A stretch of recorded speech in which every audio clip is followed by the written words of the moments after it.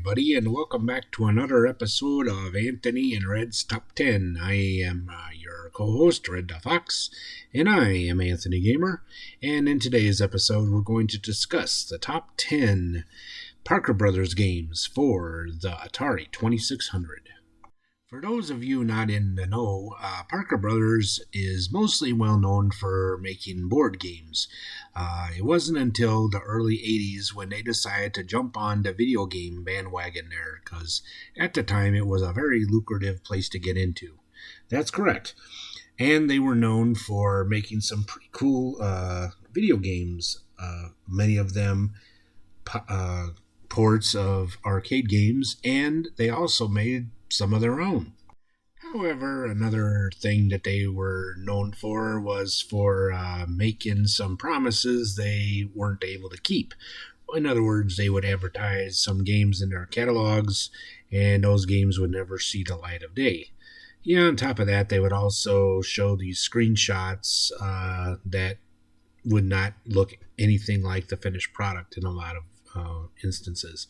Yeah, but and again, we can't always put the blame totally on them because the video game crash of 83 and 84 hit a lot of the third-party game companies pretty hard. So, you can't always put the blame completely on them. Although, to be honest with you, you kind of do have to blame them for the fact that James Bond 007 game looked pretty cool from the advertisement in the catalog, and what we got was a poor man's Moon Patrol. That's one way of putting it. Alright, so without further ado, let's get into the games. Are you ready, Red? Oh yeah, Red is ready. Wait, hold it. What's the matter? We can't start yet. How come? You forgot the disclaimer. Oh yeah, thank you. Our usual disclaimer is that we mean absolutely no disrespect from this video. These are simply our opinions, and we're not saying that we are right and you are wrong or anything like that. These are simply our opinions, and we base this top 10 list on not only about graphics, but also the fun factor. So if your opinion is not the same as ours, that is totally your right. And again, we mean absolutely no disrespect whatsoever. Okay, Red, are you ready now? Oh yeah, now I'm ready. Okay, so let's begin the top 10 Parker Brothers games for the Atari 2600. Now at the number 10 spot, we have Strawberry Shortcake Musical Matchups. This was programmed by Don Stockbridge. Now you gotta really give Parker Brothers credit for trying to reach out to a different audience, right? Because if you think about it, most video games are kind of geared towards boys, and I give them a lot of credit for trying to make a video game for girls. As in this game, you're trying to make the licensed characters of Strawberry Shortcake, and when you get the body parts all correct, they do a little dance and it says their name at the bottom. Although it can be kind of fun sometimes to mix and match and have one part of one and a different part and really make the song sound funky, but I'm sure girls of all ages really enjoyed this game back in the day. And at the number 9 spot, we have another licensed title with G.I. Joe Cobra Strike. This was programmed by John Emerson. Now, this game was also known as Action Force outside of the U.S. In this game, you are trying to protect the soldiers while trying to shoot at that giant cobra that's shooting at them. This would be the first G.I. Joe game, nowhere near as good as the ones that would come in later years, but yet still a pretty fun game if you can get past the sometimes wonky controls. Overall, though, it's not a bad game, really. And at the next spot, we have Tutankhamun. This is a port of an arcade game, and it was programmed by Dave Eggman. Now, in this game, you are an explorer trying to infiltrate Tutankhamun's pyramid, and you're trying to get the treasures. Unfortunately, there are some different monsters that are trying to stop you, like snakes and other stuff like that, to come out of those things right there where, you gotta shoot them. One of the only complaints I have about this game is you can't shoot up and down, only side to side, which makes the game a lot more challenging. Yep, it sure does. Also, this game was ported out to just about every game system imaginable, including a version that wasn't released for the Odyssey 2, and honestly, that was probably one of the better versions of this game. I think it would be higher up on the list if I was actually any good at it. Oh yeah, I hear you. Next up, we have one of the more bizarre games out there, and this is Amadar. Now, this was originally an arcade game, and this version was programmed by Ed Temple.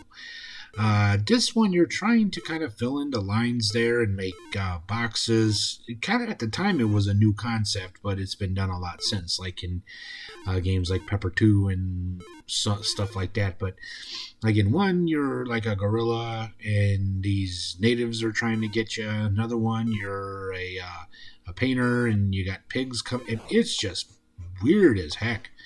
Yeah, one other interesting aspect is a lot of people didn't even realize this was an arcade game first, as it was kind of an obscure game, much like another game that they did called Sky Skipper, which didn't make the list. But yeah, it was. I think people actually came back after this game came out and kind of sought out the arcade game, and it was ported out other places as well, officially and unofficially, but still quite a fun game, even as bizarre as it is. Next up, we have Montezuma's Revenge. This was programmed by Wickstead Design, whoever that is. This is a pretty neat game. It's a platformer treasure kind of hunting game where you take on the role of Panama Jack, and you are trying to find the treasures of Montezuma, who was the last Aztec ruler. Boy, this game is hard. I've never made it to the treasure room. I know people that have, but yeah, this is a maze game. I mean, it's easy to get lost. They give you plenty of lives. I give them credit for that because you're going to spend a lot of them with all the traps and other things. And yeah, like I said, it's kind of like Pitfall gone crazy. That's about the only way I can explain it, but it's a very fun and very challenging game. I just wish I was better at it. And the next game we got there is Frogger 2, 3 Deep. I said that because they seem like they stretched the 3. Anyway, this was a console exclusive. This one was not an arcade game like the original Frogger, and it was programmed by Mark Lesser. In this game, you got 3 screens to jump across instead of just one like the original game. It's a pretty fun, challenging game, especially for folks that think that they mastered the original Frogger. Let's see if you're up to the challenge of this one here.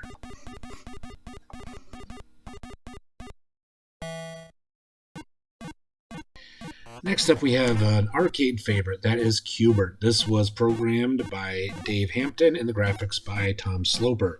In this one, you take on the role of the cute little Q*bert. You're trying to light up the blocks and escape from Quigley and the other bad guys. Really a fun game and a hard one to mess up, which is something that they have not yet done, which is good. But I really enjoyed this game as a kid, and I spent hours and hours and hours playing it, as probably several of you did as well.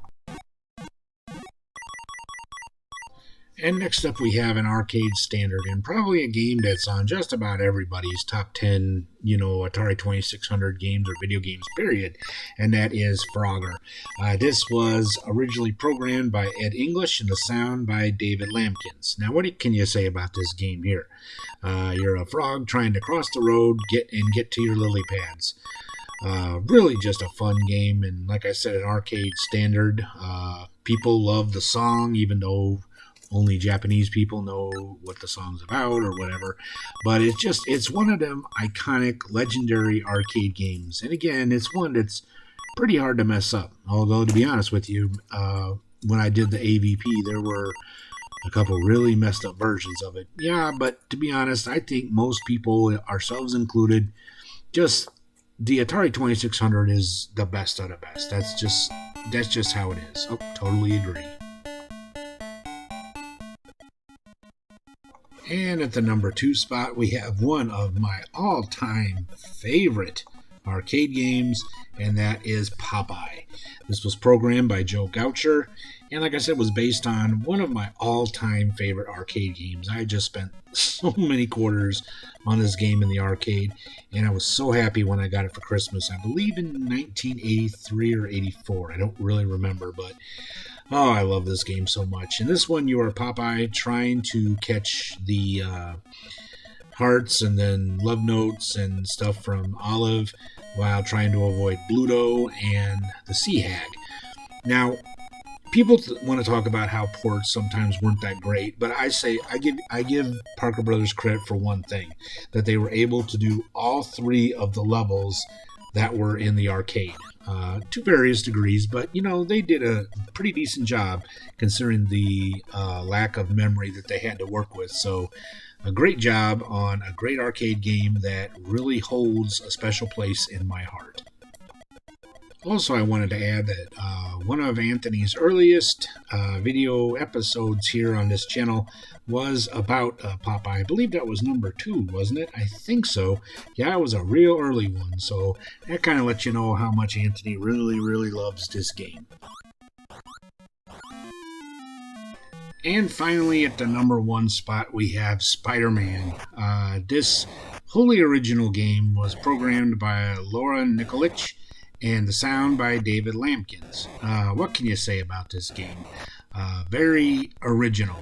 In this one, you are Spider-Man trying to climb to the top of this building and stop the Green Goblin from blowing it up. You got his henchmen in the windows trying to stop you. You gotta get your web at the right spot and climb up, and yeah, it can get pretty challenging, especially in the later levels when you run out of web fluid at a pretty fast pace, but overall, it's a really fun and challenging game. Yep, kind of makes you wonder what that Incredible Hulk game that they had advertised would have been like. As time would go on, they would just have some amazing Spider-Man games, many of which we will review in later episodes.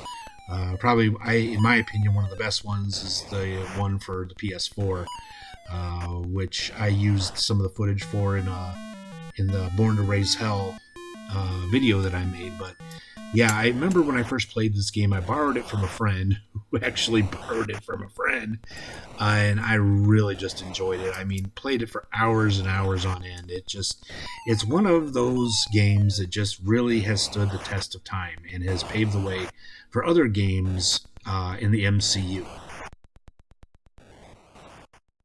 Well, that brings this episode of Anthony and Red's Top 10 to a close. I really hope you all enjoyed it. Oh yeah, we really enjoyed bringing it to you. And if you did like today's episode, let us know by giving us a great big thumbs up there, and subscribe if you haven't already. And don't forget to click that bell icon down there so you'll be notified when we upload any new episodes. So, Anthony, what's going to be our next Top 10? Well, I was thinking while we're on the third-party game company thing, let's go with M Network. Yep, that's a good idea. M Network was the name that Mattel used when they would release Intellivision type games for the Atari 2600. So that's going to be quite interesting. Yep. Well, until next time, this has been Anthony Gamer, and I am Red Fox, and we will see you all in the next episode. Until then, take care of yourselves. Bye, everybody. Bye for now.